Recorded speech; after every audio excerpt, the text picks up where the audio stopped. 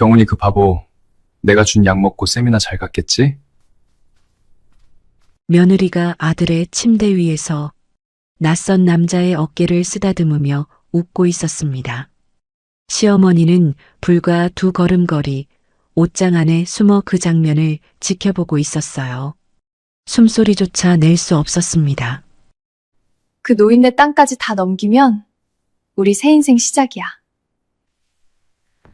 그리고 늙은 사람은 시설이 딱이야. 빨리 보내야 서로 편하지? 역시 머리 굴리는 건 1등이야.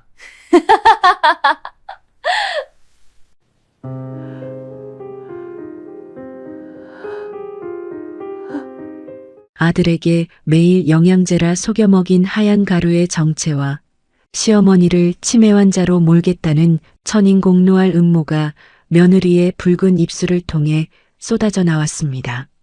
시어머니는 옷장 틈 사이로 전부 봤습니다. 굽은 손으로 입을 틀어막은 채 1시간을 버텼어요. 눈물이 주름진 볼을 타고 흘렀지만 소리 한 번 내지 못했습니다. 하지만 그 옷장 안에서 시어머니의 눈빛이 달라졌어요. 떨리는 손가락이 휴대폰의 녹음 버튼을 누르고 있었습니다. 과연 이 처절한 어둠 속에서 시어머니는 아들을 구해낼 수 있을까요? 그 노인의 반격은 바로 이 옷장 안에서 시작됩니다. 시작 전 구독과 좋아요를 눌러주시고 어디서 듣고 계신지 알려주시면 고마운 마음을 담아 그쪽으로 큰절 올리겠습니다. 그럼 오늘의 사연 시작합니다. 임술래는 아들 경훈의 국밥이 먹고 싶다는 전화 한 통에 하던 일을 모두 멈췄습니다. 갓 끓인 소고기 국밥을 냄비에 담아 보자기로 감싸면서 거칠고 갈라진 손끝으로 매듭을 꼭꼭 묶었어요. 국물이 새지 않게, 온기가 빠져나가지 않게 마치 아들을 안아주듯 조심스러운 손길이었죠. 시장 한복판에서 30년을 버텨온 여자의 손은 고단한 세월을 그대로 담고 있었습니다. 류마티스 때문에 마디마디가 굽어 있었고 국물 김에 데인 자국이 손등에 얼룩져 있었어요. 그래도 술래는 그 손으로 냄비를 번쩍 들어 올리며 시장 입구에서 택시를 잡았습니다. 아들이 사는 아파트는 강남 한복판에 있었어요. 택시에서 내려 로비를 지나는 동안 술래는 자기도 모르게 고무 장화를 내려다봤습니다. 국밥집에서 신던 장화를 그대로 신고 왔더군요. 초인종을 누르자 안에서 여자들의 웃음소리가 들려왔습니다. 문이 열리면서 며느리 배지수가 화사한 미소를 지으며 나타났어요. 하얀 블라우스에 진주 귀걸이, 손톱에는 연한 분홍빛 매니큐어까지 반짝이고 있었죠. 거실 안쪽으로 서너 명의 여자들이 명품 찻잔을 손에 들고 앉아 있는 게 얼핏 보였습니다. 어머 어머니, 이 먼 데를 또 오셨어요? 지수가 입꼬리를 최대한 올리며 친구들 쪽으로 고개를 돌렸어요. 얘들아, 우리 어머니 손맛이 워낙 좋으셔서 내가 좀 부탁드렸어. 마치 자기가 초대한 것처럼 너스레를 떨었지만 술래를 거실 안으로 한 발짝도 들이고 싶지 않다는 기색이 눈빛에 역력했습니다. 어머니, 거기 현관 매트까지만 들어오세요. 제가 받으러 갈게요. 지수가 한 손을 앞으로 내밀며 술래의 발걸음을 막았어요. 마치 보이지 않는 선을 긋듯 여기까지는 되고 저기부터는 안 된다는 무언의 경계였죠. 그때 지수가 현관 신발장 위에서 은색 소독제 스프레이를 집어들었습니다. 술래 쪽으로 들이대며 칙칙칙 안개처럼 뿌리기 시작했어요. 어머니, 건강 생각해서 소독해드리는 거예요. 요즘 독감이 무섭잖아요. 생글생글 웃으며 말하는 입에서는 다정한 목소리가 흘러나왔지만 소독제를 뿌리는 손은 술래의 작업복 소매부터 앞치마 자락까지 빠짐없이 훑쳤습니다. 술래는 자기도 모르게 한 발 뒤로 물러서며 숨을 참았어요. 소독약 특유의 매캐한 냄새가 코끝을 찔렀죠. 어머니, 저기 신발장 옆에 잠깐만 내려놓으세요. 기름기 닦고 들여놔야겠네. 지수가 술래의 굽은 손을 피하면서 냄비만 쓱 낚아챘습니다. 보자기 매듭을 풀어보지도 않고 한쪽 구석에 툭 내려놓는 모습이 누가 줬는지도 모를 택배 상자를 치우는 것 같았어요. 술래는 가방에서 작은 상자 하나를 꺼냈습니다. 비단 보자기를 풀자 반짝이는 순금 거북이가 모습을 드러냈어요. 지수의 눈이 순간 번쩍 빛났습니다. 어머, 디자인은 참 클래식하네. 그래도 어머니 마음이니까 감사히 받을게요. 금 거북이의 무게를 가늠하듯 손 위에서 까딱까딱 저울질하는 모습이 눈에 들어왔죠. 술래는 그걸 보면서도 마음에 들어서 다행이다 하고 애써 웃었습니다. 그런데 지수가 금 거북이를 자기 명품 가방 안에 쏙 넣더니 아주 자연스럽게 말을 이었어요. 근데 어머니, 다음부턴 이런 거 말고 그냥 깔끔하게 현금으로 챙겨주세요. 그게 서로 세련된 방식이잖아요. 술래의 미소가 굳었습니다. 시장에서 번 돈으로 금은방까지 찾아가 고른 거북이였어요. 장수와 복을 빌어주는 시어머니의 마음이 담긴 물건이었는데 며느리의 입에서 나온 건 현금이 낫다였죠. 술래는 입술을 깨물며 거실 안쪽을 힐끗 들여다봤습니다. 혹시 아들이 있지 않을까 싶어서였어요. 경훈이는? 경훈 씨 지금 샤워 중이에요. 지수가 술래의 말을 잘라버리면서 시선으로 문 쪽을 가리켰습니다. 나가라는 뜻이었죠. 어머니 바쁘시죠? 시장에 손님들 기다릴 텐데 얼른 가보세요. 술래의 시선이 무의식적으로 자기 발끝에 닿았어요. 낡은 양말에 구멍이 나서 엄지발가락 끝이 삐져나와 있었습니다. 지수도 그걸 봤는지 눈을 동그랗게 뜨며 웃었어요. 어머니, 양말 좀 새 걸로 사 신으세요. 우리 집 바닥이 너무 밝아서 다 보여요. 웃음기를 머금고 던진 말이었지만 그건 비수였습니다. 아들 먹일 국밥 걱정에 자기 양말 따위는 신경 쓸 겨를이 없었던 건데 며느리는 그걸 부끄러운 것처럼 들춰냈어요. 술래가 현관문을 나서자 등 뒤에서 문이 닫혔습니다. 그리고 바로 이어서 닫힌 문틈 사이로 지수의 목소리가 새어나왔어요. 우리 어머니는 시장 일을 오래 하셔서 그런지 좀 털털하셔. 킥킥거리는 웃음소리와 함께 코를 찡긋하는 기색이 목소리에 묻어 있었죠. 술래는 복도에 멈춰서서 그 말을 들었습니다. 눈이 빠질 듯 따가웠지만 눈물이 아니라 소독약 냄새 때문이라고 스스로에게 말했어요. 곧이어 문 안쪽에서 치익 하는 소리가 들렸습니다. 지수가 현관 손잡이를 소독제로 닦아내는 소리였어요. 술래가 만졌던 손잡이를 술래가 나가자마자 지워내는 소리였죠. 그 소리가 복도 끝까지 울려 퍼지면서 술래의 가슴팍을 후벼 팠습니다.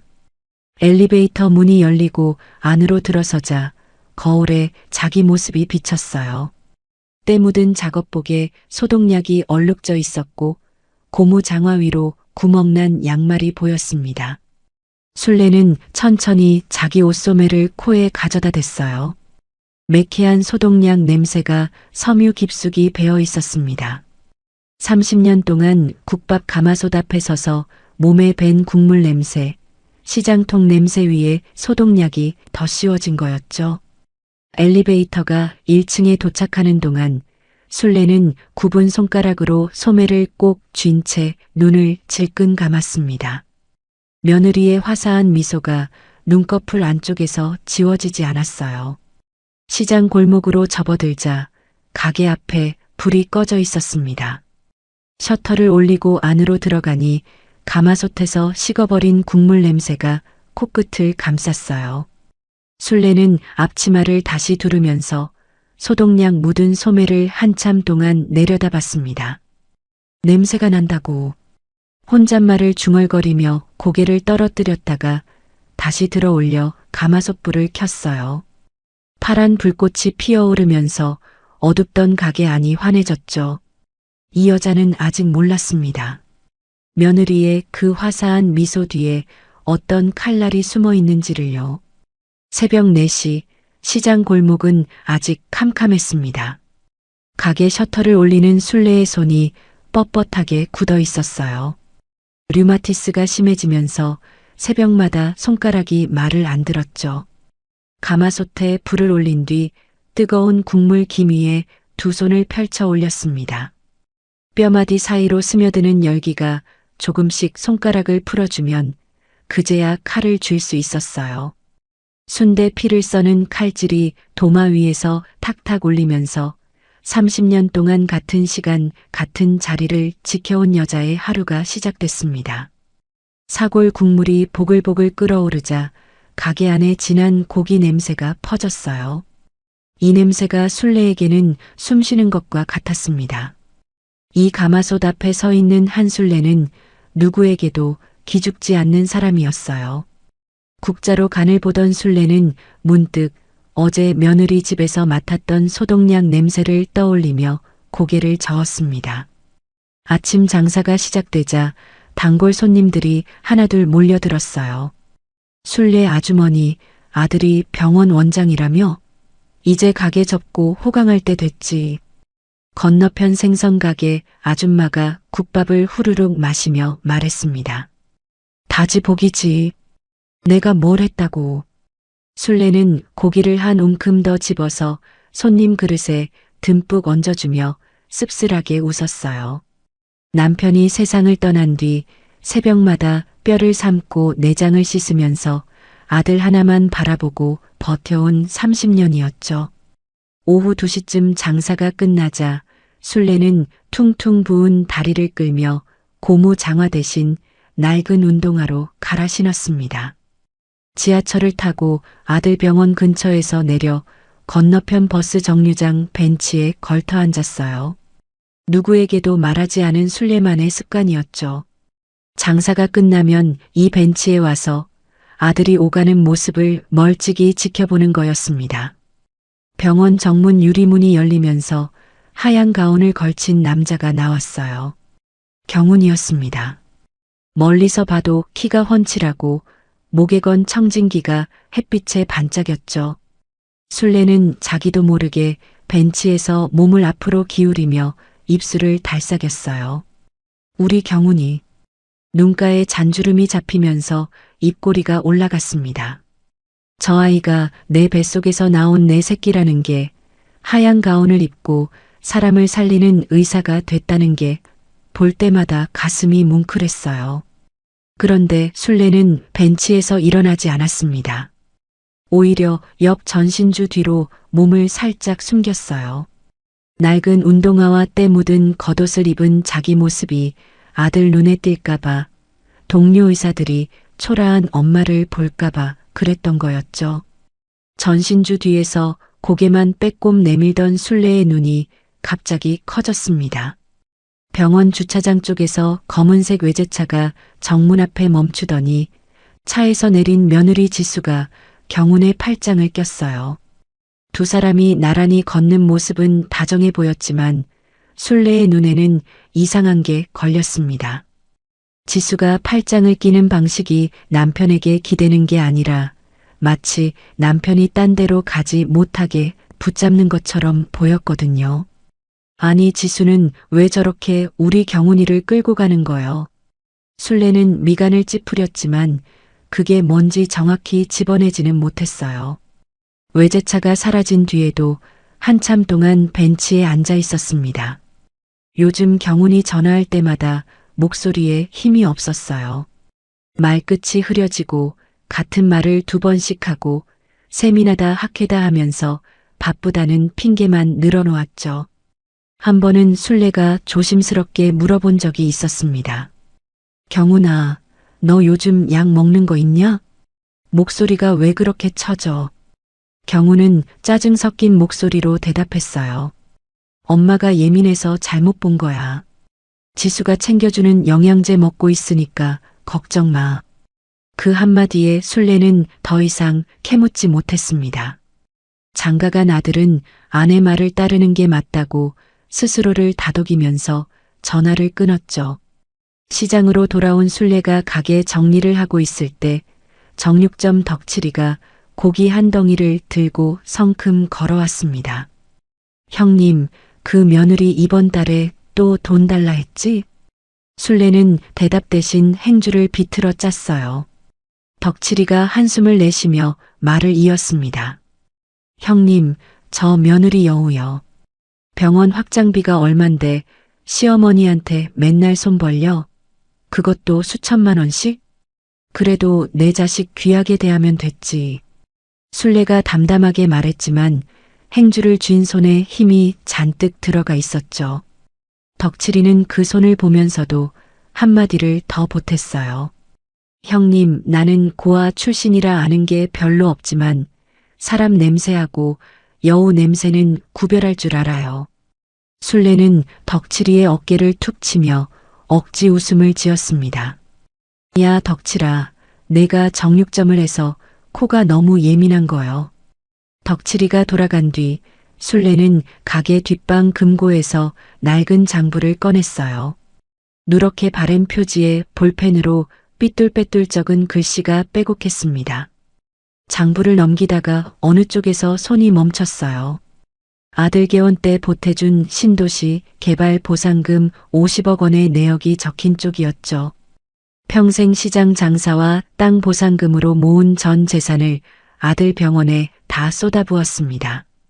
그 아래에는 며느리가 요구해서 보낸 돈의 목록이 줄줄이 이어져 있었어요. 병원 확장비, 의료 장비비, 학회 참석비. 금액이 한두 번에 수천만 원씩이었지만 순례는 자기 장화가 찢어져도 새로 사지 않으면서 며느리가 달라는 돈은 묻지도 않고 보냈죠. 며칠 뒤 순례는 아들의 결혼기념일을 맞아 보양식을 준비했습니다. 전복죽과 삼계탕을 정성껏 끓여 용기에 담고 이번에는 깨끗한 구두에 새 양말까지 신었어요. 초인종을 누르자 지수가 문을 열었습니다. 너희 결혼기념일이라 보양식 좀 끓여왔다. 지수는 용기를 받지 않은 채 코를 살짝 찡긋했어요. 어머니, 이런 건 집안 공기 나빠져요.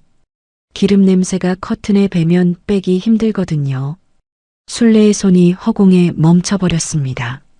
새벽부터 전복 손질하고 닭 속에 찹쌀 넣고 끓인 보양식이 문턱도 넘지 못하고 되돌아가야 했어요. 그래, 알았다. 돌아서는 순례의 등 뒤로 문이 닫혔습니다. 정류장 벤치에 앉아 보양식 뚜껑을 열자 삼계탕에서 김이 피어올랐어요. 순례는 삼계탕을 바라보며 은조렸습니다. 밥은 묵었냐? 아들이 밥을 먹었는지 잠은 잤는지 물어보고 싶은 것이 산더미인데 며느리 눈치에 전화 한 통 제대로 못하는 자기가 한심했어요. 삼계탕 김이 바람에 흩어지면서 순례의 눈앞이 뿌옇게 흐려졌습니다. 그날 밤 순례네 국밥집 앞에 구청 위생 단속반 차량 한 대가 멈춰 섰습니다. 구청 위생 단속반은 순례네 국밥집을 2시간 넘게 뒤졌습니다. 가마솥 국물 온도를 재고 냉장고 속 재료 유통기한을 확인하고 배수구까지 손전등으로 비추며 샅샅이 들여다봤어요. 결국 위반 사항은 나오지 않았지만 익명 제보로 단속반이 다녀갔다는 소문은 시장에 삽시간에 퍼졌습니다. 다음 날부터 손님이 눈에 띄게 줄었어요.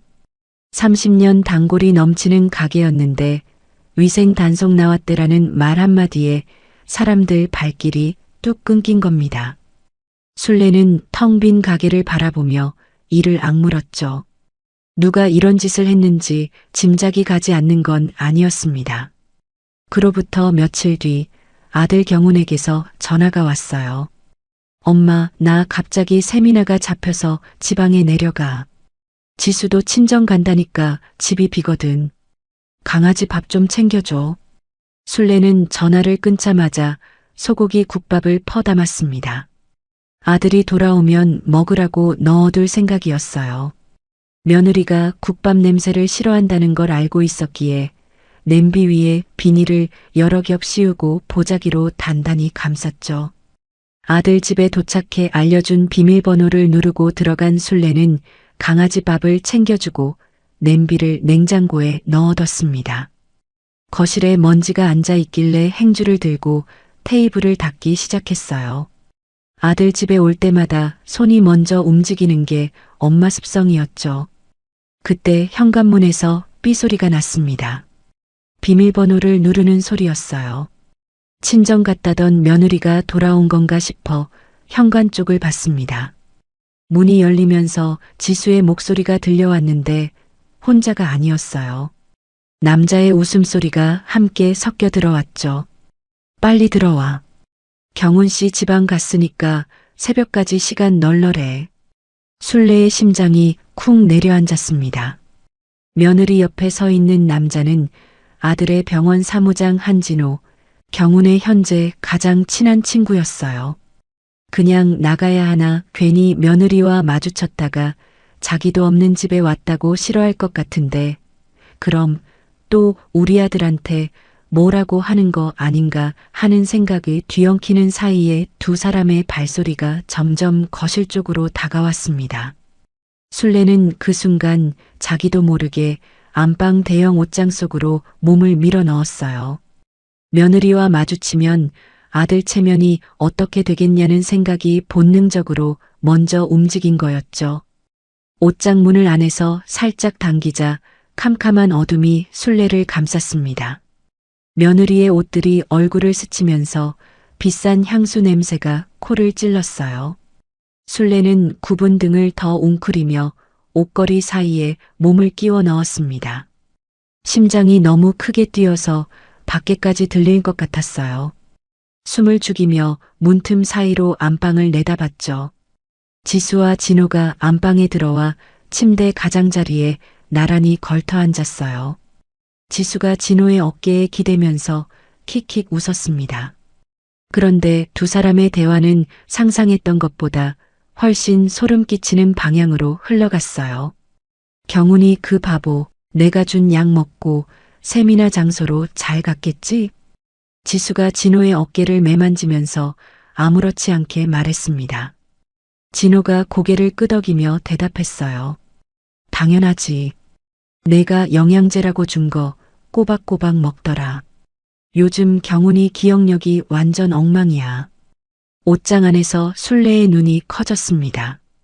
아들이 전화할 때마다 말끝이 흐려지고 같은 말을 반복했던 이유가 거기에 있었던 거예요. 지수가 서랍에서 경훈이 매일 먹던 영양제 통을 꺼내더니 지갑 안에 작은 비닐봉지에서 하얀 가루를 쏟아 넣었습니다. 숟가락으로 저어 섞는 손놀림이 너무나 자연스러워서 이게 처음이 아니라는 걸 단번에 알 수 있었죠. 내일이면 치매 진단서 들이밀어서 요양원에 쳐넣을 거야. 그러면 병원은 내 거지.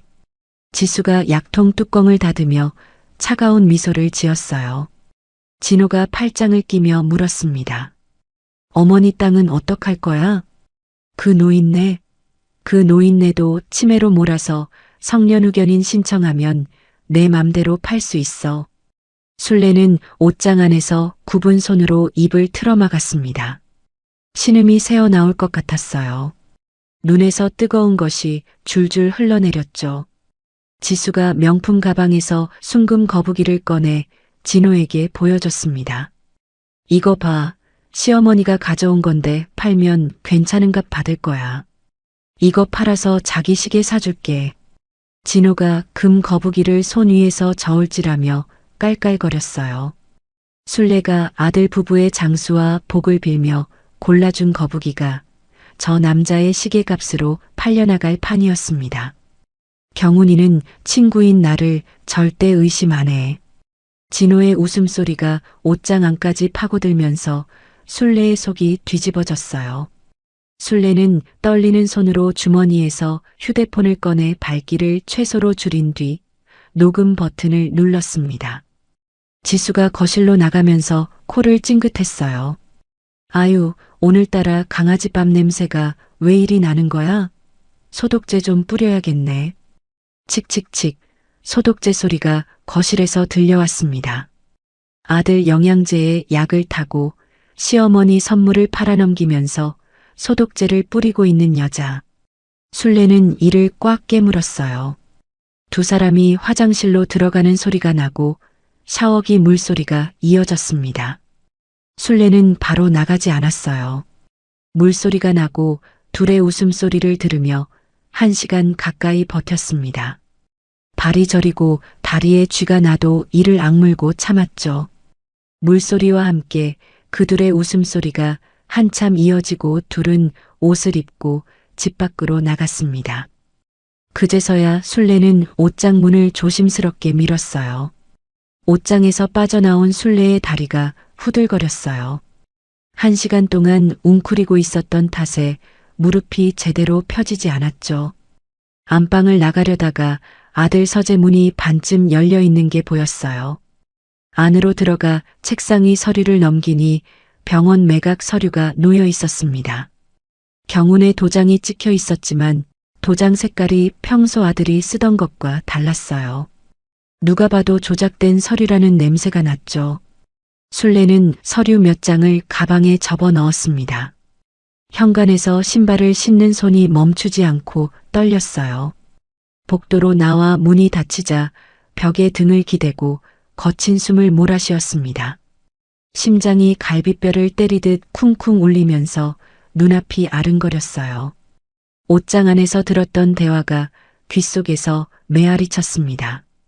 치매 진단서, 요양원, 성년후견인. 그 단어들이 머릿속에서 칼날처럼 번쩍였죠.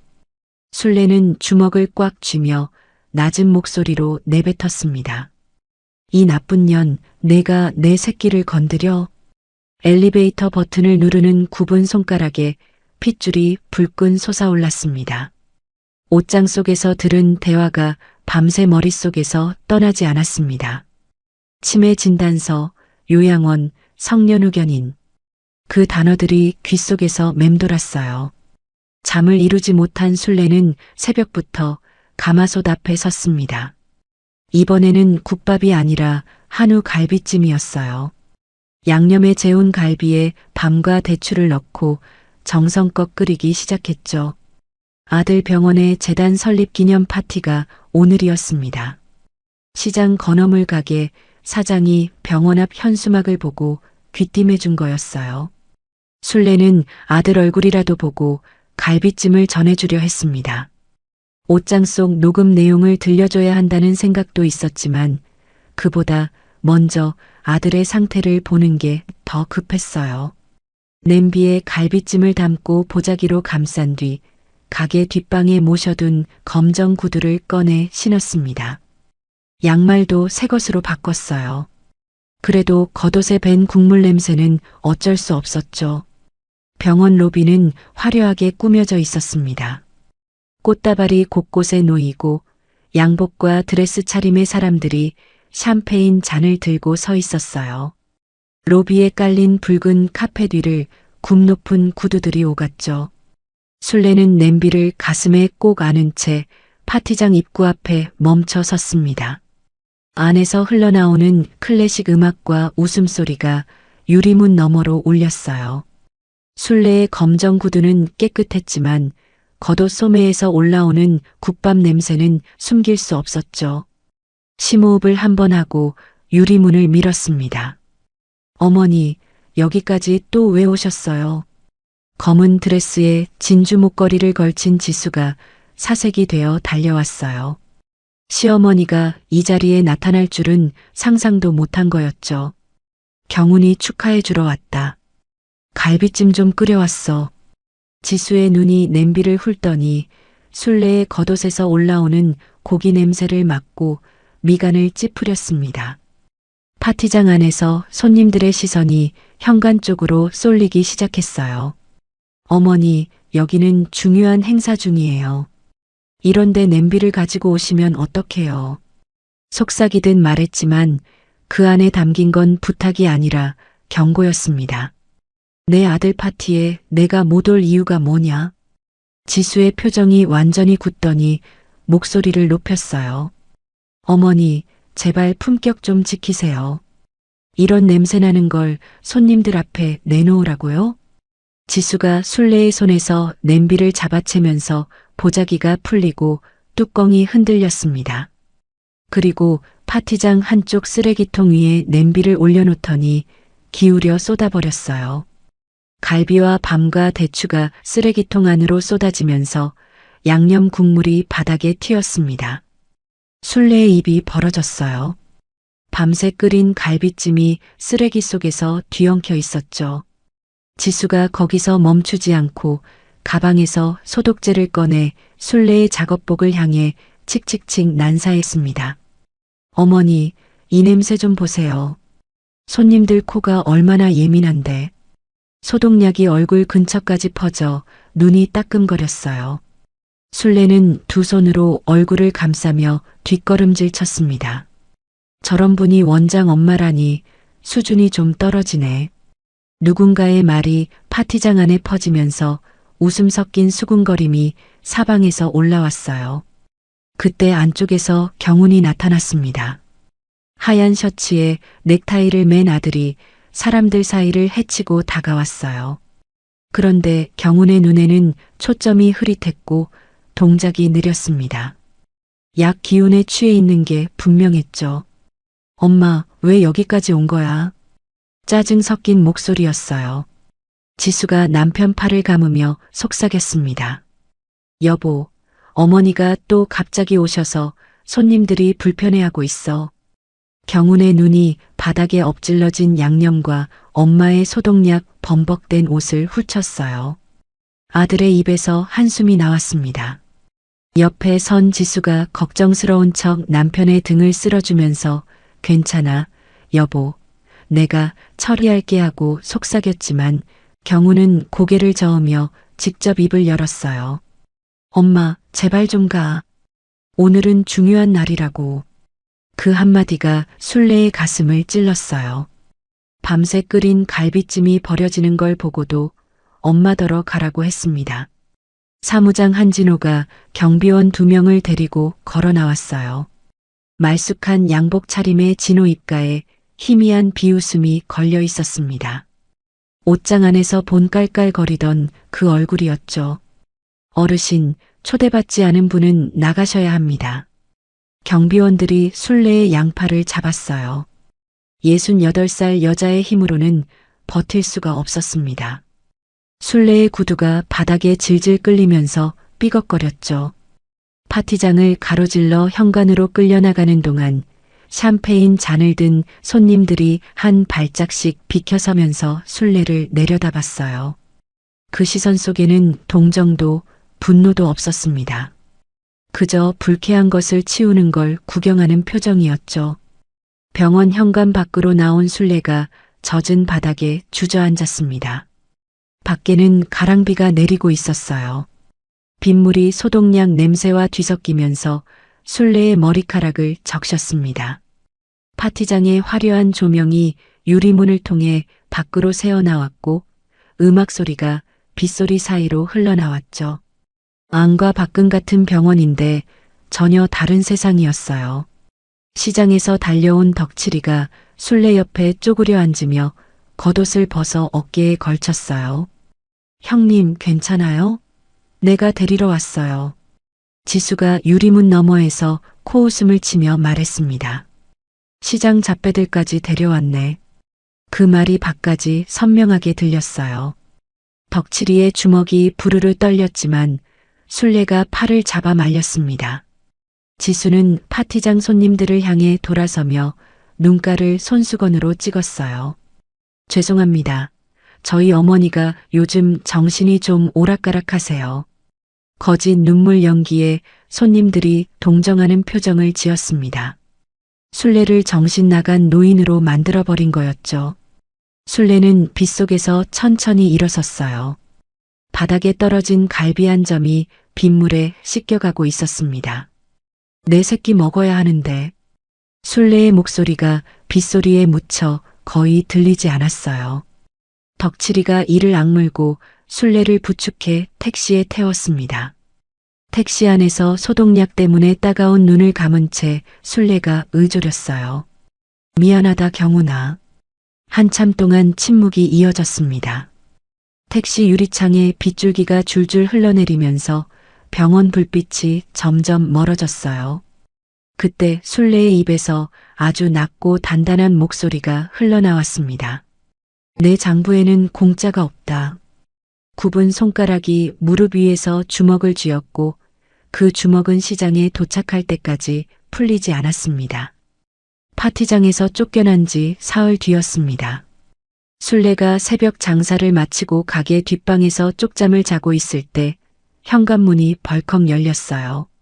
아들 경훈이 서 있었습니다. 그 옆에 지수와 흰 가운을 입은 남자 2명이 함께였죠. 엄마 미안해. 이게 엄마한테 좋은 거야. 경훈의 목소리에는 힘이 없었어요. 눈의 초점도 흐릿했습니다. 약 기운에 절어있는 아들의 얼굴을 보며 술래는 직감했어요. 지수가 꾸민 일이라는 걸요. 흰 가운의 남자들이 서류 한 장을 내밀었습니다. 인지능력 검사 결과지였어요. 술래의 이름 옆에 중증 치매 의심이라는 글씨가 찍혀 있었죠. 술래는 그 검사를 받은 적이 없었습니다. 이게 무슨 소리냐? 나는 이런 검사 받은 적 없어. 술래가 서류를 뺏으려 했지만 흰 가운의 남자가 술래의 손목을 잡았어요. 지수가 뒤에서 경훈의 팔을 감으며 속삭였습니다. 여보, 어머니가 저번 파티 때도 그러셨잖아. 지금 치료 안 받으시면 더 나빠져. 경훈은 고개를 끄덕이면서도 눈을 감았어요. 엄마를 차마 쳐다볼 수 없었던 거였죠. 술래는 아들의 이름을 불렀지만 경훈은 대답 없이 고개를 돌려버렸습니다. 술래는 그렇게 해국 요양원 비밀병동에 실려갔어요. 요양원 방은 창문이 철창으로 막혀 있었습니다. 하얀 벽과 하얀 침대, 그리고 코를 찌르는 소독약 냄새. 며느리 집에서 맡던 그 냄새가 여기서도 술래를 따라다녔어요. 아니, 여기가 더 심했습니다. 소독약 냄새가 벽에, 이불에, 천장에까지 스며들어서 숨을 쉴 때마다 목구멍이 따끔거렸어요. 방문 앞에는 지수가 고용한 간수가 교대로 앉아 술래의 외출을 막았습니다. 휴대폰도 압수당했어요. 옷장에서 녹음했던 파일이 든 휴대폰을 빼앗긴 순간 술래의 심장이 쪼그라드는 것 같았죠. 첫날 밤 간호사가 종이컵에 담긴 약을 가져왔어요. 어르신, 이거 드세요. 잠이 잘 오실 거예요. 술래는 약을 입에 넣는 척하면서 혀 밑에 숨겼습니다. 간호사가 돌아서자 베개 밑으로 약을 뱉었어요. 옷장 안에서 들었던 지수의 말이 귓속에서 울렸거든요. 치매 진단서를 들이밀어서 요양원에 쳐넣는다던 그 계획이 바로 지금 실행되고 있다는 걸 술래는 알고 있었습니다. 며칠이 지나자 지수가 면회를 왔어요. 간수를 밖으로 내보낸 뒤 지수는 의자에 다리를 꼬고 앉으며 술래를 내려다봤습니다. 입꼬리가 올라간 채로 술래의 요양원 환자복을 위아래로 훑혔어요. 어머니, 여기가 어머니한테 딱이에요. 소독약 냄새도 나고 깨끗하고 어머니가 그렇게 좋아하시는 국밥 냄새보다 훨씬 낫잖아요. 지수가 킥킥 웃으면서 술래의 침대 난간을 손가락으로 톡톡 두드렸어요. 이제 이 병원도 가게 땅도 다 제가 관리하는 거예요. 어머니는 여기서 조용히 늙으시면 돼요. 술래는 이불을 꽉 쥔 채 지수의 얼굴을 올려다봤습니다. 눈에서 뜨거운 것이 차오르는 걸 억지로 참으면서 한마디도 하지 않았어요. 지수는 그 침묵을 항복으로 읽었는지 콧노래를 흥얼거리며 방을 나갔습니다. 문이 닫히자마자 술래의 입술이 떨리기 시작했어요. 주먹을 꽉 쥔 손등에 핏줄이 솟아올랐죠. 하지만 울지 않았습니다. 대신 벽을 향해 손가락을 들어 올렸어요. 굽은 검지손가락으로 하얀 벽에 숫자를 그리기 시작했습니다. 장부에 적어두었던 금액들, 날짜들, 이름들. 30년 동안 한 줄 한 줄 기록해온 내역을 머릿속에서 되살려 벽에 새겼어요. 치매 환자로 만들려면 만들어봐라. 이 머릿속 장부만은 아무도 지울 수 없다고 순례는 이를 악물었습니다. 바깥에서는 더 끔찍한 일이 벌어지고 있었어요. 지수가 순례의 국밥집으로 찾아가 셔터를 내려버린 겁니다. 가게 앞에 무단 점유물이라는 딱지를 덕지덕지 붙이고 출입구에 자물쇠를 채웠어요. 30년 동안 새벽마다 불이 켜지던 가게가 한순간에 어둠 속으로 사라졌습니다. 소식을 듣고 달려온 덕칠이가 가게 앞에서 지수의 사람들과 맞섰어요. 하지만 지수가 고용한 용역 3명이 덕칠이를 둘러싸더니 주먹과 발길로 내려쳤습니다. 덕칠이는 피를 흘리며 쓰러졌고 시장 사람들이 달려왔을 때는 이미 구급차가 와 있었어요. 요양원 안에서 순례는 이 소식을 전혀 몰랐습니다.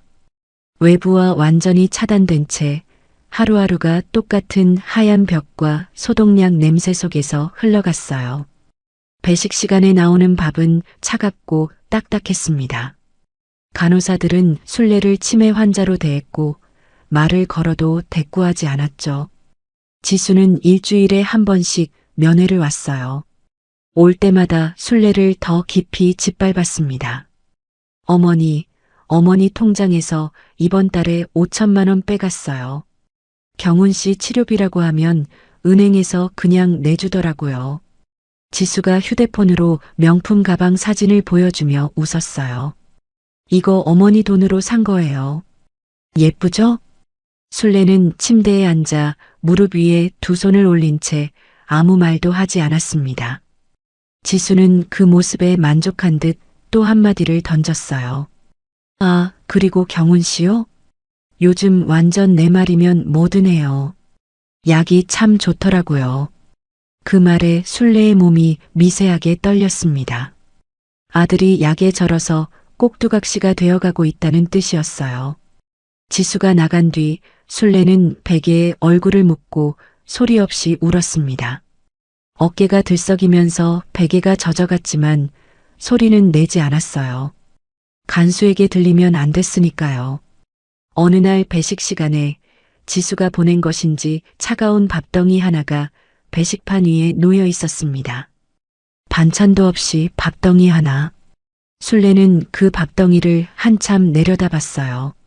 30년 동안 가마솥에서 뜨거운 국밥을 끓여 사람들을 먹여 살렸던 여자가 차가운 밥덩이 하나를 받아들고 앉아 있었습니다. 국밥집에서 손님들에게 고기를 듬뿍 얹어주던 그 손이 지금은 딱딱한 밥덩이를 떼어 입에 넣고 있었어요. 순례는 밥을 씹으면서 창밖을 봤습니다. 철창 사이로 보이는 하늘이 잿빛이었어요. 밥을 삼키면서 낮은 목소리로 중얼거렸습니다. 내 새끼 살려야 한다. 그리고 배식판 밑바닥을 슬쩍 뒤집었어요. 며칠 전부터 손톱으로 긁어 떼어낸 벽지 조각에 볼펜으로 적은 쪽지가 접혀 있었습니다. 배식판을 거들어 오는 사람이 누구인지 순례는 이미 파악해두고 있었어요. 그 사람은 순례네 국밥집 단골이었던 요양보호사 김순자였습니다. 김순자는 순례네 국밥집에서 10년 넘게 아침을 먹던 단골이었습니다. 매일 새벽 출근 전에 국밥 한 그릇을 비우고 갔는데 순례는 늘 고기를 한 움큼 더 얹어줬어요. 순자가 요양보호사 월급으로 홀로 아이를 키운다는 걸 알고 있었거든요. 배식판 밑에 숨긴 쪽지를 순자가 발견한 건 순례가 요양원에 갇힌 지 열흘째 되던 날이었습니다. 접시를 거두며 밑바닥에 손을 넣자 벽지 조각에 볼펜으로 빼곡하게 적힌 글씨가 잡혔어요. 순자는 손을 떨면서 그 쪽지를 앞치마 주머니에 밀어 넣었습니다. 쪽지에는 이렇게 적혀 있었어요. 순자야, 나 순례다. 여기서 강제로 갇혀 있다. 덕칠이한테 연락해줘. 시장 정육점. 내 장부 지켜달라고. 그날 밤 순자는 퇴근 후 시장으로 달려갔습니다. 덕칠이는 용역들에게 맞아 갈비뼈에 금이 간 채로 정육점 뒷방에 누워 있었어요. 봉대를 감은 옆구리를 부여잡고 일어나 앉은 덕칠이의 눈에 불이 켜졌습니다. 형님이 병원에 갇혀 계시다고? 순자가 고개를 끄덕이자 덕칠이는 봉대를 감은 채로 벌떡 일어났어요. 그리고 정육점 냉동고 뒤편의 철문을 열었습니다. 지하 창고로 내려가는 좁은 계단이 나타났죠. 덕칠이는 창고 한켠에 묻어둔 비닐봉지를 꺼냈어요. 그 안에 술래의 비밀 장부가 있었습니다. 형님이 가게 셔터 내리기 전에 나한테 맡기셨어. 이거 목숨만큼 지키라고. 순자와 덕칠이는 그 밤부터 탈출 계획을 세우기 시작했어요. 보름 뒤 새벽 3시, 순자가 야간 근무를 서는 날이었습니다. 간수가 화장실에 간 사이 술래의 방문을 열었어요. 술래는 이미 옷을 갈아입고 신발까지 신은 채 기다리고 있었습니다. 요양원 뒷문은 쓰레기 반출용 출입구였는데 순자가 미리 잠금 장치를 풀어놓았죠. 두 사람은 어둠 속을 걸어 담장 밖으로 빠져나왔습니다. 담장 밖에서 덕칠이의 정육점 트럭이 기다리고 있었어요. 술래가 올라타자 덕칠이가 아무 말 없이 출발했습니다. 트럭은 시장 뒷골목에 멈췄고 술래는 덕칠이네 정육점 지하 창고로 내려갔습니다. 고기 저장용 냉동고가 윙윙 돌아가는 좁은 공간이었어요. 시멘트 바닥이 차가웠고 형광등 불빛이 파르르 떨렸죠. 하지만 요양원의 소독약 냄새 대신 비릿한 생고기의 냄새가 오히려 술래의 마음을 놓이게 했어요. 시장 냄새니까요. 덕칠이가 비닐봉지에서 장부를 꺼내 술래 앞에 놓았습니다. 술래는 그 낡은 장부를 두 손으로 끌어안았어요. 30년 동안 한 줄 한 줄 적어온 기록이 고스란히 살아있었습니다. 술래의 눈에서 눈물이 뚝뚝 떨어졌지만 이번에는 슬픔이 아니라 결기가 담긴 눈물이었죠. 술래는 돋보기를 쓰고 장부를 한 장 한 장 넘기기 시작했어요.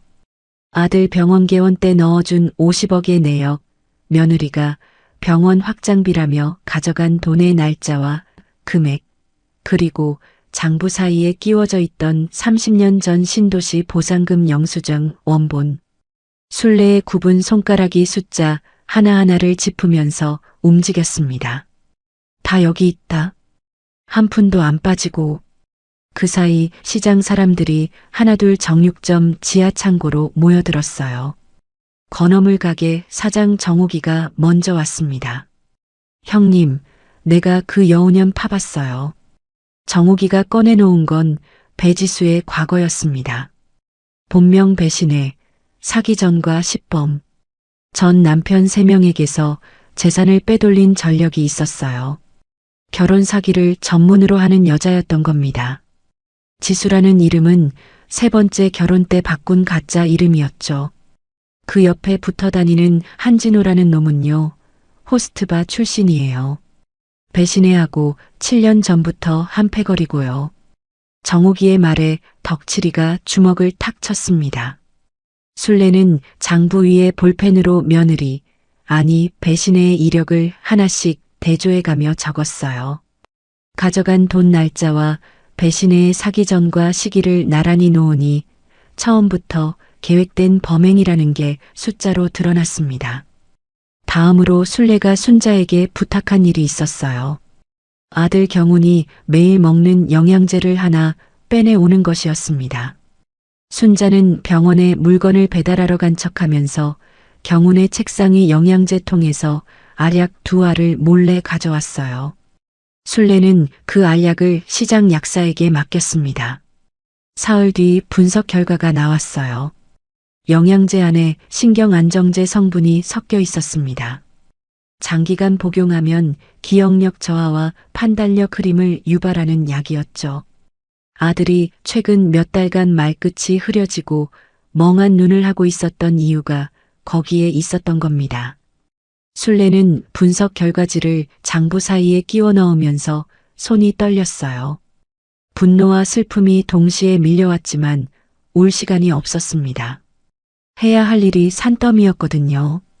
술래는 시장 법무사를 찾아갔어요.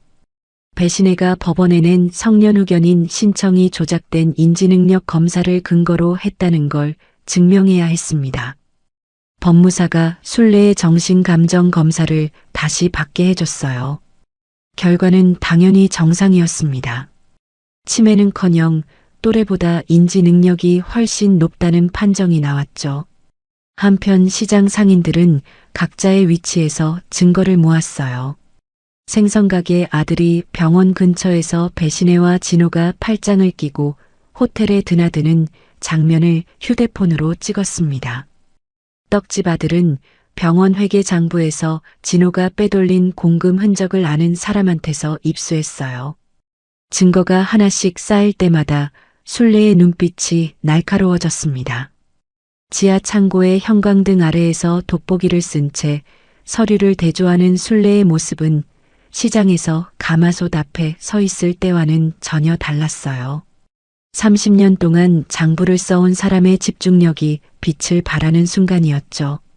마지막으로 술래가 준비한 것은 아들을 살리는 일이었습니다. 순자를 통해 해독 효과가 있는 한약을 병원으로 보냈어요.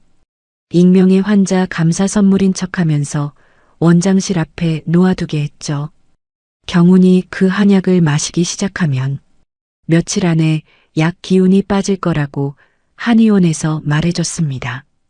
모든 준비가 끝난 밤 술래는 지하 창고에 홀로 앉아 장부를 덮었어요. 굽은 손가락으로 볼펜을 꽉 쥐며 장부 마지막 장의 한 줄을 적었습니다. 배신혜, 내 장부에는 이제 빨간 줄만 남았다. 그리고 덕칠이에게서 빌린 휴대폰을 꺼내 아들에게 문자를 보냈어요. 경훈아, 11시에 이사회에서 보자. 보내기 버튼을 누르는 술래의 손가락이 단 한 번도 떨리지 않았습니다.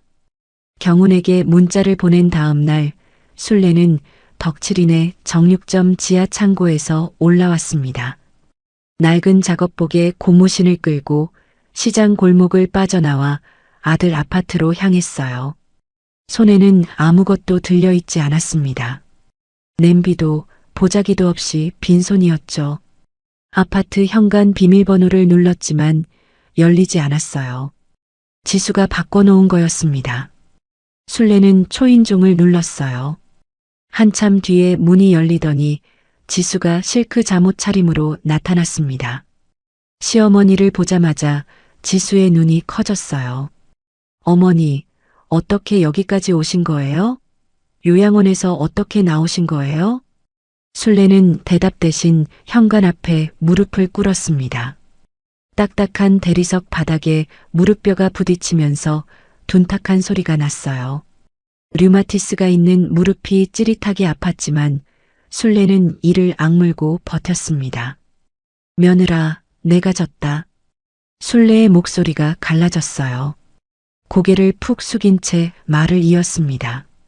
가게 명의도 넘길게. 땅도 다 내 이름으로 해줄게. 그러니까 제발 경훈이 곁에서 밥만 해먹게 해다오.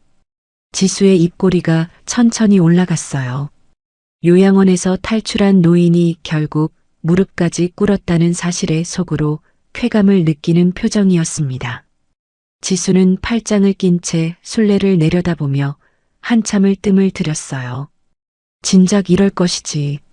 지수가 현관문을 넓게 열었습니다. 술래가 천천히 일어나 집 안으로 들어서자 지수가 가방에서 소독제를 꺼내 술래의 작업복에 칙칙 뿌렸어요. 술래는 한마디 항의도 하지 않았습니다.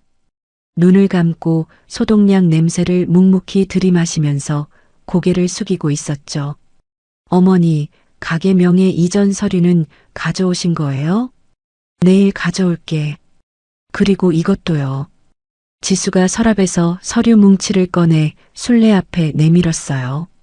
병원 매각 동의서와 토지명의 이전 위임장이었습니다. 술래는 서류를 받아들고 한 장 한 장 넘겨봤어요.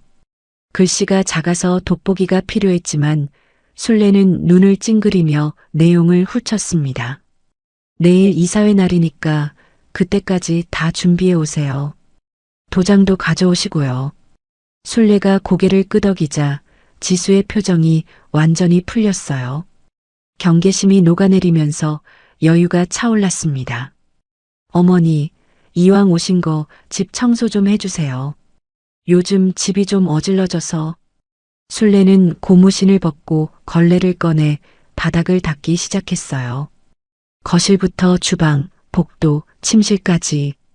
지수는 소파에 앉아 휴대폰을 만지면서 술래가 바닥을 기어다니며 닦는 모습을 내려다봤습니다. 어머니, 화장실도 좀 해주세요. 변기가 좀 지저분해요. 술래는 아무 말 없이 화장실로 들어가 변기를 닦았어요. 68살 시어머니에게 변기 청소를 시키면서 지수는 거실에서 과일을 깎아 먹고 있었습니다. 하지만 술래의 눈은 다른 곳을 보고 있었습니다. 화장실을 닦으며 세면대 아래 수납장을 열었을 때 경운의 영양제 통이 보였어요. 술래는 재빨리 영양제 하나를 앞치마 주머니에 넣었습니다. 이미 성분 분석은 끝났지만 추가 증거는 많을수록 좋았거든요. 침실을 정리하면서 지수의 화장대 서랍을 슬쩍 열었어요. 서랍 안쪽에 진호와 찍은 사진이 들어 있었습니다. 두 사람이 호텔 로비에서 팔짱을 끼고 웃는 사진이었죠. 술래는 사진을 휴대폰으로 찍어 앞치마 안쪽에 숨겼습니다. 가장 중요한 건 지수의 명품 가방 아니었어요. 지수가 샤워를 하러 들어간 사이 술래는 가방 안주머니에서 병원 인감 도장을 찾아냈습니다. 미리 준비해온 가짜 도장과 바꿔치기 한 뒤 진짜는 앞치마 깊숙이 넣었죠. 샤워 소리가 멈추기 전에 술래는 걸레를 다시 잡고 복도 바닥을 닦고 있었어요. 지수가 샤워를 마치고 나왔을 때 술래는 이미 현관 바닥까지 깨끗하게 닦아놓은 뒤였습니다. 어머니, 밥 좀 차려주세요. 배고파요. 술래는 주방에 서서 밥을 지었어요. 냉장고에 있는 반찬을 꺼내 상을 차렸습니다. 지수는 상을 받으면서 술래에게는 밥 한 공기도 주지 않았어요. 어머니는 아까 시장에서 드시고 오셨잖아요. 술래는 시장에서 밥을 먹지 않았습니다. 아침부터 아무것도 입에 대지 못했어요. 하지만 고개를 끄덕이며 식탁 옆에 서서 지수가 밥을 먹는 걸 지켜봤습니다. 지금은 참아야 했습니다. 저녁이 되자 진호가 집에 왔어요. 술래가 거실에서 걸레질을 하는 걸 보더니 씩 웃었습니다. 어르신, 오랜만이시네요. 옷장 안에서 깔깔거리던 그 목소리였어요. 술래는 고개를 숙인 채 응, 오랜만이다 하고 낮게 대답했습니다. 진호는 지수에게 다가가 귓속말을 했어요.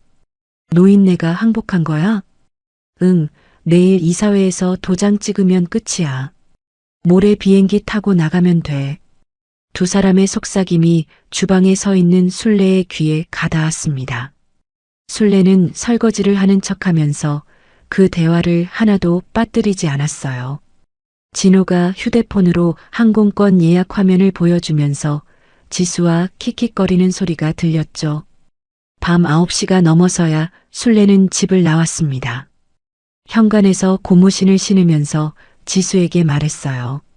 내일 이사회 때 도장 들고 갈게. 네, 어머니. 내일 11시까지 병원 대회의실로 오세요. 지수가 웃으면서 문을 닫았어요. 문이 닫히자마자 안에서 소독제 뿌리는 소리가 들렸습니다. 술래가 만진 현관 손잡이를 닦는 거였죠. 그 소리를 등 뒤로 들으면서 술래는 복도를 걸었어요. 엘리베이터 안에서 술래는 앞치마 안쪽을 열었습니다. 바꿔치기한 진짜 인감도장, 영양제 알약, 진호와의 사진. 전부 무사했어요. 술래의 입가에 아주 희미한 웃음이 스쳤습니다. 시장으로 돌아온 술래는 정육점 지하 창고에서 덕칠이와 마주 앉았어요. 형님, 다 됐어요? 됐다. 순례가 앞치마에서 꺼낸 것들을 하나씩 테이블 위에 올려놓았습니다. 덕칠이의 눈이 점점 커졌어요. 순례는 장부를 펼치고 내일 이사회에서 쓸 모든 증거를 순서대로 정리했습니다. 신원 서류, 약 성분 분석표, 불륜 사진, 횡령 내역, 30년 전 보상금 영수증 원본까지.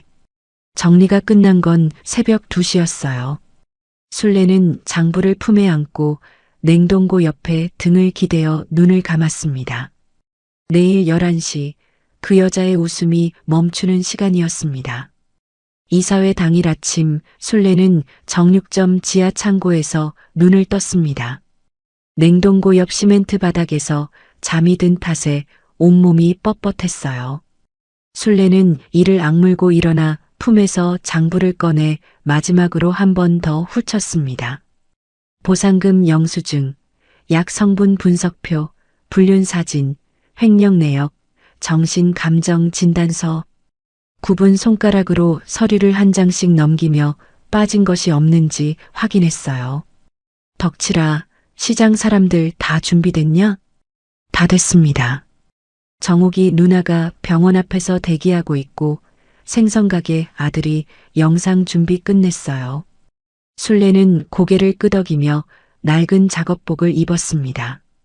고무 장화를 신고 머리카락을 손으로 쓸어 넘겼어요. 오늘은 일부러 가장 초라한 모습으로 가야 했습니다. 장부를 작업복 안쪽 깊숙이 넣고 바꿔치기한 진짜 인감도장을 허리춤에 숨긴 뒤 계단을 올라 밖으로 나섰어요. 10시 반 순례가 병원 대회의실에 도착했을 때 이미 사람들이 자리를 채우고 있었습니다. 긴 타원형 테이블에 이사 5명이 앉아 있었고 테이블 끝에 매수자 2명이 서류를 펼치고 기다리고 있었어요. 지수는 검은 정장에 진주 목걸이를 걸고 회의실 중앙에 서 있었습니다. 옆에는 진호가 서류 뭉치를 들고 있었죠. 경우는 테이블 구석에 멍하니 앉아 있었어요. 며칠째 해독 한약을 마시고 있었지만 아직 약 기운이 완전히 빠지지 않은 상태였습니다. 순례가 회의실 문을 열고 들어서자 모든 시선이 쏠렸어요. 낡은 작업복에 고무 장화를 신은 노인이 병원 이사회장에 나타났으니까요. 장화 밑에 묻은 시장 흙이 대리석 바닥에 자국을 남겼습니다. 이사 중 한 명이 코를 찡긋하며 옆 사람에게 속삭였어요. 저분이 원장 어머니야? 시장에서 국밥 하신다며? 순례는 아무 말 없이 구석 의자에 앉았어요. 등을 구부리고 무릎 위에 두 손을 올린 채 고개를 숙이고 있었습니다. 지수가 순례를 흘끔 보더니 입꼬리를 올렸어요. 자, 시작하겠습니다. 진호가 조작된 병원 채무 보고서를 이사들에게 돌리면서 말했습니다. 보시는 대로 이경훈 원장의 경영 실패로 병원 부채가 30억을 넘었습니다. 이대로 가면 3개월 안에 부도가 납니다. 이사들이 서류를 넘기며 고개를 끄덕였어요. 지수가 뒤이어 입을 열었습니다. 그래서 오늘 병원 매각을 최종 결의하려고 합니다. 이경훈 원장과 재단 설립자이신 어머님의 동의 서명만 받으면 됩니다. 지수가 서류를 경훈 앞에 놓았어요. 경훈은 멍한 눈으로 서류를 내려다보면서 떨리는 손으로 펜을 잡았습니다. 여보, 빨리 사인해. 지수가 경훈의 귀에 대고 속삭였어요. 경훈이 천천히 펜을 서류 위로 가져가는 순간 순례가 구석에서 낮은 목소리로 말했습니다. 경훈아. 회의실이 조용해졌어요. 경훈이 고개를 들어 어머니를 봤습니다. 두 사람의 눈이 마주치자 경훈의 손이 멈췄어요. 엄마가 사인할 테니까 넌 잠깐만 기다려. 순례가 천천히 테이블 쪽으로 걸어갔습니다. 장화가 대리석 바닥에 끌리는 소리가 났어요. 지수가 미소를 지으며 서류를 순례 앞에 밀었습니다. 어머니, 잘 오셨어요. 여기 사인하시면 됩니다. 순례는 서류를 내려다보며 한참 말이 없었어요. 매수자 측 변호사가 시계를 확인하며 다리를 떨었죠. 그때 순례가 고개를 들었습니다. 지수야, 사인하기 전에 부탁 하나만 하자. 내가 이 병원 세울 때 피땀 흘린 사람이야. 신도시 보상금으로 이 땅을 사고 새벽마다 국밥을 팔아서 병원 기초를 놓은 사람이란 말이다. 마지막으로 시어머니 대접 한 번만 받고 싶구나. 커피 한 잔만 타줄래? 매수자 측 변호사가 짜증을 냈어요. 빨리 끝냅시다. 무슨 커피예요? 하지만 지수는 오히려 여유를 부렸습니다. 아유, 마지막 소원이라는데 들어드려야죠. 지수가 커피 머신에서 종이컵에 커피를 따라 순례 앞에 놓았어요. 그러면서 소독제 스프레이를 꺼내 순례의 손 위에 칙칙 뿌렸습니다. 이사들이 보는 앞에서 아무렇지도 않게요. 어머니, 손 소독 먼저 하시고 드세요. 순례는 젖은 손으로 커피를 들어 한 모금 마셨습니다. 천천히, 아주 천천히 커피를 마시면서 작업복 안쪽에서 낡은 장부를 꺼내 테이블 위에 올려놓았어요. 지수가 그 장부를 보더니 콧방귀를 뀌었습니다. 어머니, 그 낡은 쓰레기는 왜 또 가져오신 거예요? 순례는 대답하지 않고 커피를 한 모금 더 마셨어요. 벽시계를 흘끔 봤습니다. 10시 55분이었죠. 지수가 참다 못해 서류를 순례 코앞에 들이밀었어요. 어머니, 이제 사인해 주세요. 시간 끌지 마시고요.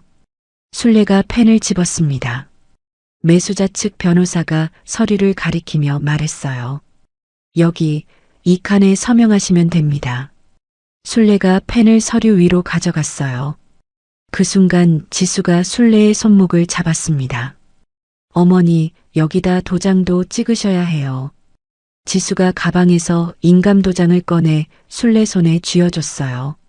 바꿔치기 당한 줄도 모르는 가짜 도장이었죠. 순례는 그 도장을 손바닥 위에 올려놓고 가만히 들여다봤습니다. 입가에 아주 미세한 떨림이 스쳤어요. 벽시계의 초침이 움직였습니다. 10시 58분, 59분. 순례가 도장을 서류 위로 가져가는 찰나 회의실 문 밖에서 소란이 일었어요. 쿵쿵거리는 발소리와 함께 누군가가 문을 세차게 두드렸습니다. 벽시계가 11시를 가리켰어요. 회의실 문이 벌컥 열렸습니다. 시장 앞치마를 두른 덕칠이가 문틈에 서 있었어요. 그 뒤로 정옥이, 생선가게 아들, 떡집 아저씨까지 대여섯 명이 복도를 가득 메우고 있었습니다. 뭐야, 이 사람들이 왜 여기에? 지수가 소리쳤어요. 진호가 막으려 했지만 덕칠이가 한 손으로 진호의 가슴을 밀어냈습니다. 갈비뼈에 금이 갔던 덕칠이가 이를 악물고 밀어낸 거였죠. 순례가 커피 잔을 내려놓았습니다. 도장을 든 손이 서류 위에서 멈춰 있었어요. 지수가 순례의 손목을 다시 잡으며 다급하게 말했습니다. 어머니, 빨리 찍어요. 지금 찍으세요. 순례가 지수의 손을 천천히 걷어냈습니다. 굽은 손가락이었지만 그 힘이 지수보다 강했어요. 순례가 고개를 들어 지수의 눈을 똑바로 쳐다봤습니다. 구석에 웅크려 앉아있던 노인의 눈빛이 아니었어요. 30년 동안 가마솥 앞에서 새벽을 버텨온 사람의 눈이었습니다. 지수의 미소가 처음으로 사라졌습니다. 덕칠이가 진호를 밀어낸 틈으로 시장 사람들이 회의실 안으로 들어왔습니다. 정욱이가 서류 봉투를 안고 있었고 생선가게 아들은 노트북을 들고 있었어요. 이사들이 의자에서 벌떡 일어났죠. 이게 무슨 짓이야? 경비원. 지수가 소리를 질렀지만 경비원은 오지 않았습니다.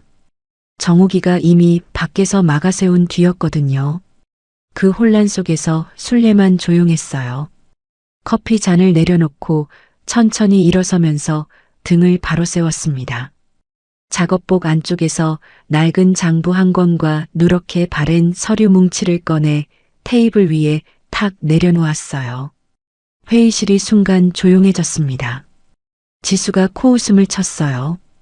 어머니, 또 그 낡은 쓰레기예요? 술래가 입을 열었습니다. 목소리가 낮았지만 회의실 구석구석까지 닿았어요. 지수야, 아니. 내 이름이 지수가 아니지. 지수의 표정이 굳었습니다. 술래가 한 발짝 다가서며 말을 이었어요. 야, 이 불효시 배신애야. 배반할 배, 배은혜. 너 이름값 제대로 하는구나. 술래의 목소리에 30년 새벽 장사로 단련된 힘이 실려 있었어요. 회의실이 얼어붙었습니다. 배신애의 얼굴에서 핏기가 빠져나가면서 입술이 파르르 떨리기 시작했어요. 진주 목걸이를 만지작거리던 손가락이 허공을 더듬었습니다. 무슨 소리를 하시는 거예요? 제 이름은 배지수예요. 배신애가 웃으려 했지만 입꼬리가 올라가지 않았어요. 술래가 생선가게 아들에게 눈짓하자 노트북이 대형 화면에 연결됐습니다. 첫 번째로 뜬 건 배신애의 주민등록 사본과 전과 기록이었어요. 본명 배신애, 사기 전과 시범, 결혼 사기, 문서 위조, 횡령. 전 남편 3명에게서 재산을 빼돌린 기록이 화면 가득 펼쳐졌죠. 거짓말이야. 저건 조작이에요. 배신애가 소리쳤지만 정옥이가 전 남편 피해자들의 진술서를 이사들 앞에 돌리고 있었습니다. 화면이 바뀌었어요. 약 성분 분석표가 떴습니다. 이건 내 아들 경훈이가 매일 먹던 영양제 분석 결과다. 신경안정제가 섞여 있었어. 장기간 먹으면 기억력이 떨어지고 판단력이 흐려지는 약을 2년이 내 아들한테 매일 먹였다. 경훈이 자리에서 몸을 일으켰어요. 며칠째 마신 해독 한약 덕분에 눈에 서서히 초점이 돌아오면서 분석표를 보는 경훈의 손이 떨리기 시작했습니다. 세 번째 화면이 떴어요. 배신애와 진호가 호텔 로비에서 팔짱을 끼고 걸어가는 사진, 병원 사무실에서 둘이 머리를 맞대고 서류를 넘기는 영상이 재생됐습니다. 여기 사무장이라고 앉아있는 한진호, 호스트바 출신이고 배신애하고 7년 전부터 한패야. 둘이서 내 아들 병원을 통째로 삼킬 계획을 세운 거다. 진호가 슬금슬금 문 쪽으로 몸을 빼려 했지만 덕칠이가 팔짱을 끼고 문 앞에 버티고 있었어요. 술래가 장부를 펼쳤습니다. 이 병원 부지 30년 전 신도시 보상금 50억으로 내가 산 땅이다.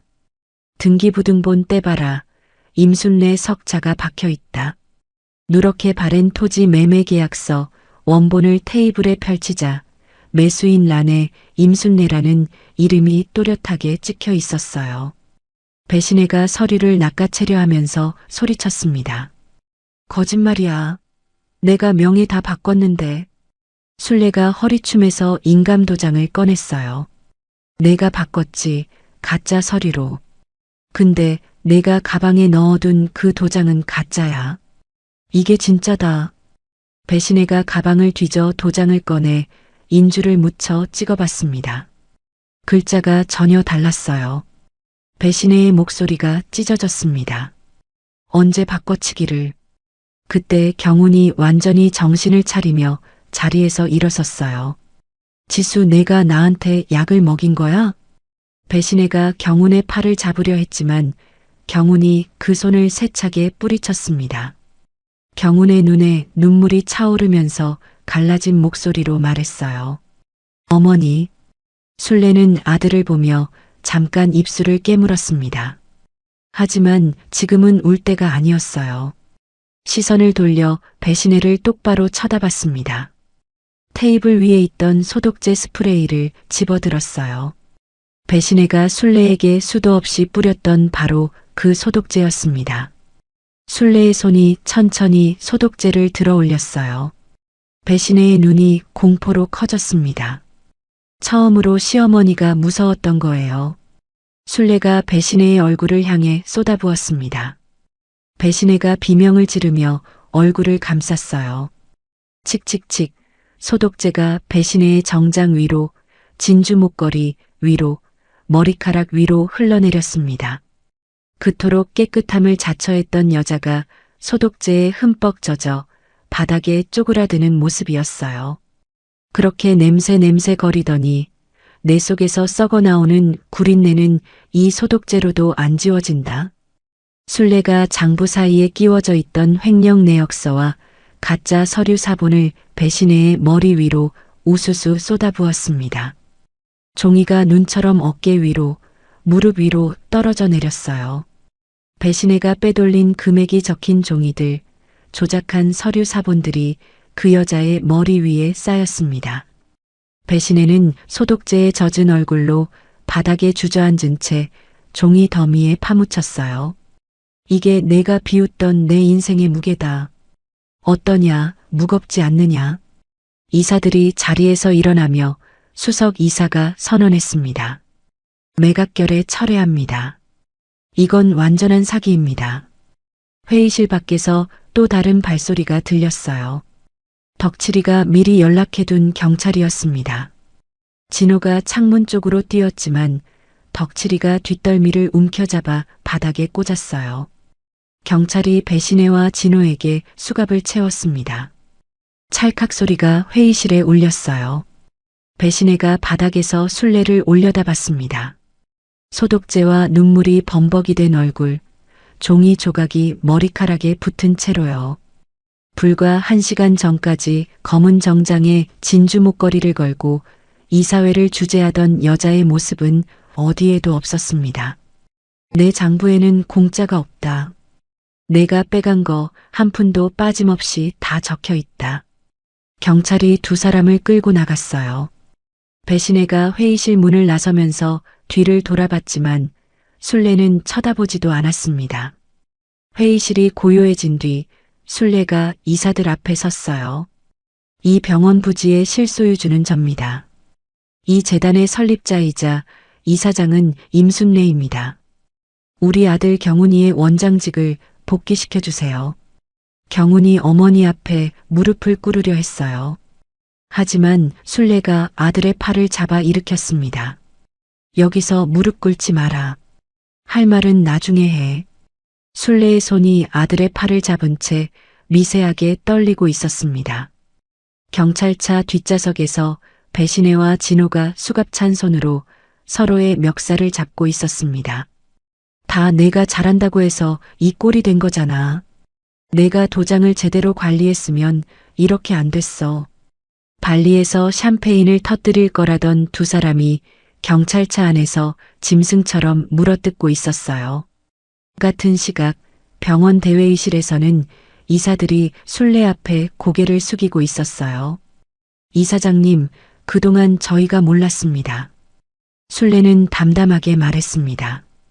재단 운영은 원래대로 하면 됩니다.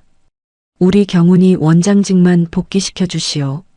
이사들이 일제히 고개를 끄덕였습니다. 술래는 병원을 나서 덕칠이의 트럭에 올라탔어요.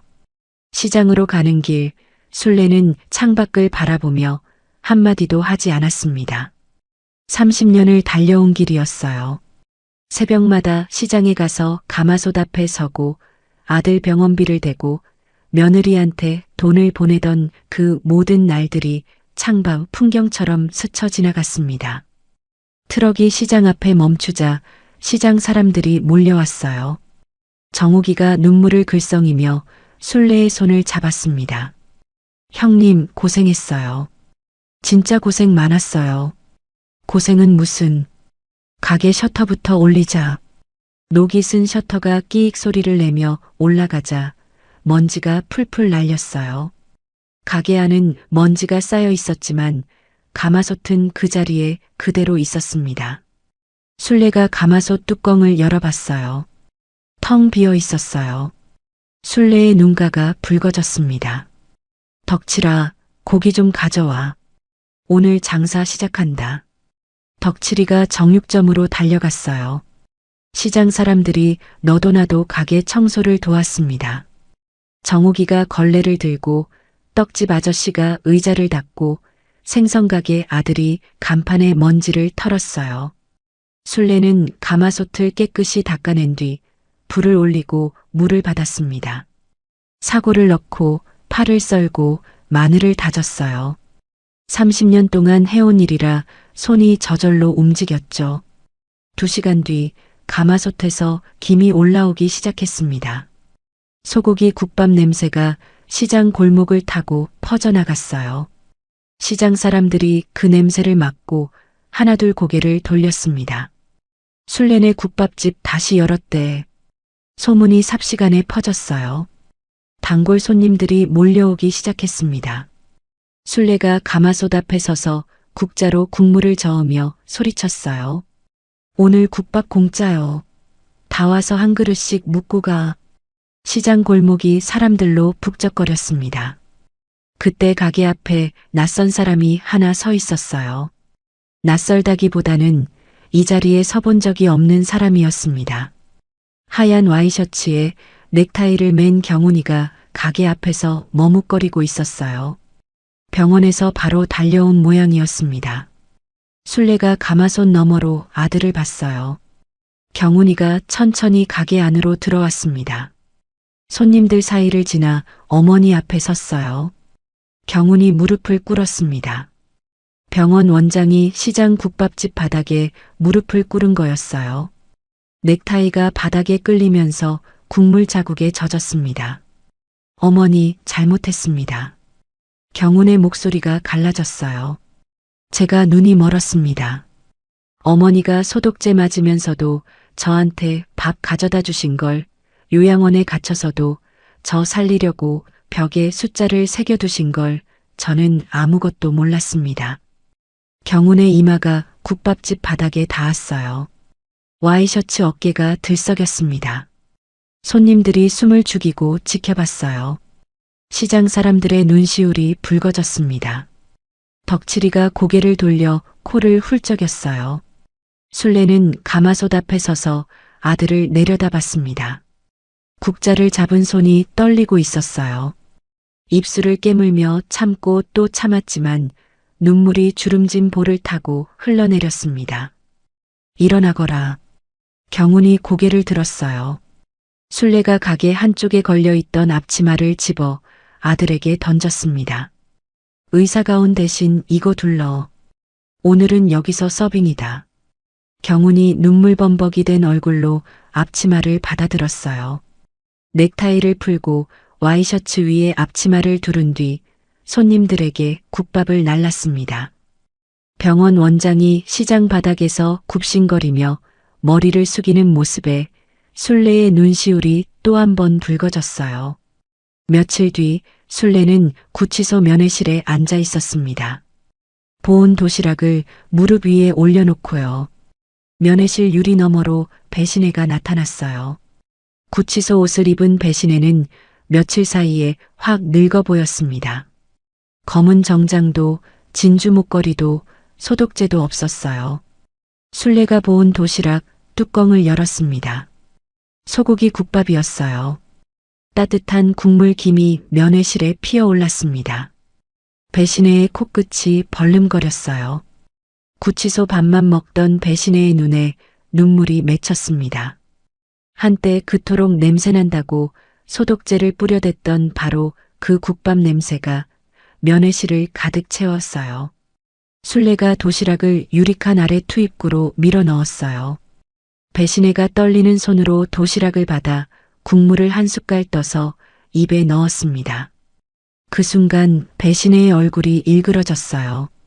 시장 냄새 난다고 더럽다고 멸시했던 그 국밥의 맛이 이 세상에서 가장 따뜻했던 거죠. 배신애가 국밥을 허겁지겁 먹으면서 눈물을 쏟았습니다. 잘못했습니다. 어머니, 제가 잘못했습니다. 술래는 유리 너머로 배신애를 가만히 바라보다가 입을 열었어요.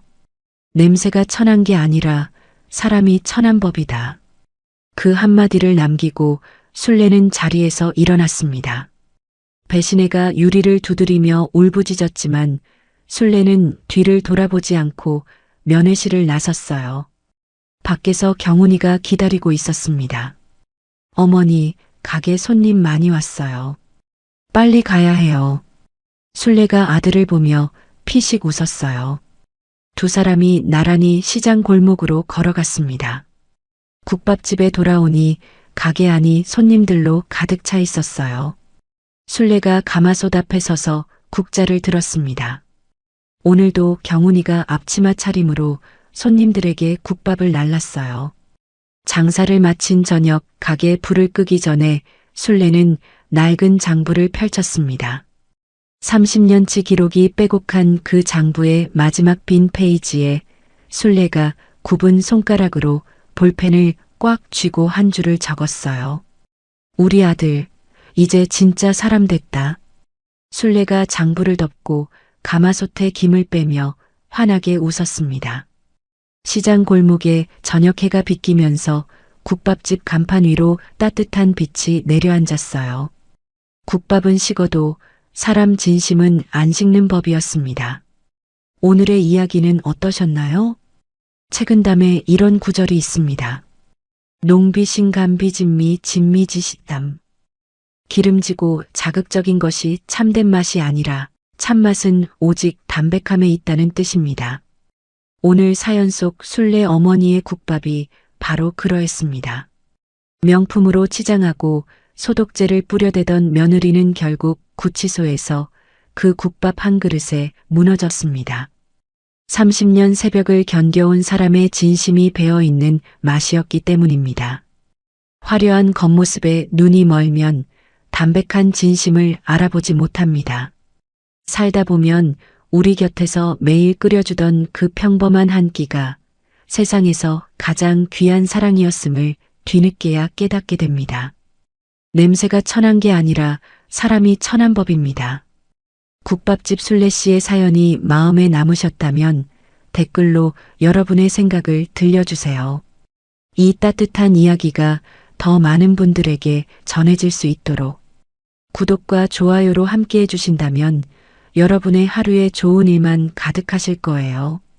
오늘도 들어주셔서 감사합니다. 건강하고 행복한 하루 보내시길 바랍니다.